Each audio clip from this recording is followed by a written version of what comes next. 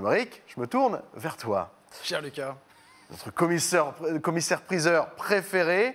T'es pas venu les mains vides, une fois de plus. Tu nous parles cette fois-ci d'Auguste Rodin et tu vas tâcher de répondre notamment à une question en particulier. Pourquoi Rodin sculptait-il des femmes nues?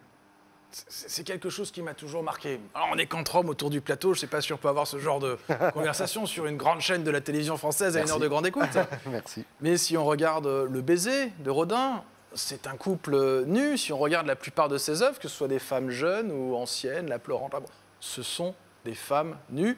Et quel besoin ont les sculpteurs de représenter les femmes nues, et Rodin en particulier? Je ne sais pas si vous avez une opinion sur le sujet. Par exemple, toi, mon cher Lucas? Je pense, je sais pas, ça colle plus à l'image qu'il se faisait de l'humain, pas de superflu, directement l'humain à cœur ouvert presque. Exactement, eh bien, parce que c'est que cet homme est épris d'humanité, qu'il a besoin de représenter les hommes et les femmes tels qu'ils sont. Rodin est un sculpteur merveilleux qui sait capter le corps humain, qui va le modeler dans la glaise en montrant le moindre des muscles, la tension. Et je suis venu avec une de ces créatures, qui est dans une posture des plus étonnantes. Spéciale. Des plus étonnantes. Il s'agit d'une femme allongée sur un voile, posée lui-même sur un livre. Et quand on en fait le tour, alors je le fais tourner pour nos amis téléspectateurs, eh bien elle est complètement nue. On voit qu'elle a quitté Elle n'est plus du tout dans son ce vêtement. voile qui l'habillait pour pouvoir s'allonger sur un livre.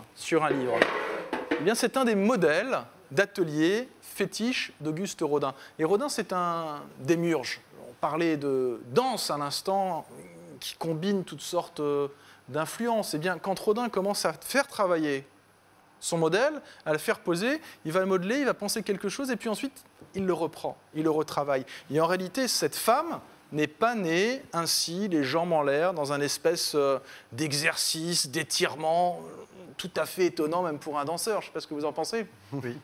Regardez, je vais la retourner, et il s'agit tout simplement d'un modèle qui était assise, en train de poser, nue, parce que c'est ainsi que posent les modèles. Alors, je ne sais pas. Ah mais oui, si là on vous la comprend dans voyez. quelle position elle aurait dû être. Et elle est née ainsi.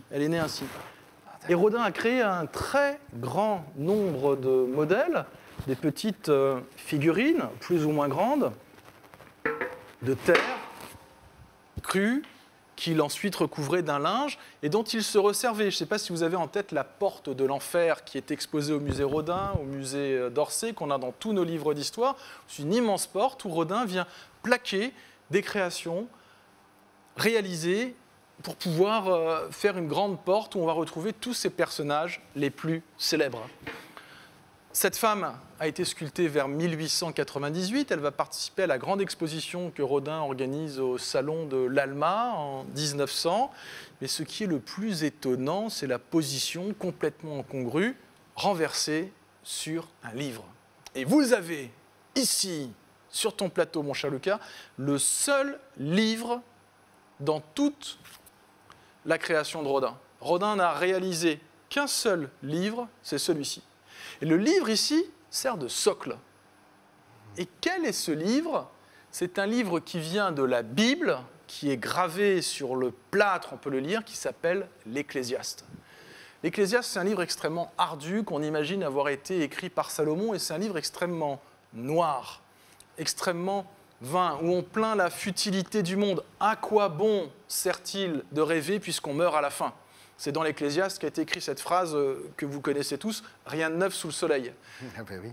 Et donc, l'Ecclésiaste invite, il a été écrit par le roi Salomon, on le pense, à respecter son roi, à respecter Dieu, mais aussi à profiter des bonheurs de la vie, comme boire, comme manger.